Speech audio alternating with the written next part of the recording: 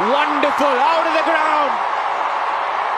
No look six from Virat Kohli and this is test series হারার পর ODI সিরিজটাও যদি ভারত হেরে যেত তাহলে ভাই ভারতের আর মুখ দেখানোর কোথাও জায়গা থাকতো না।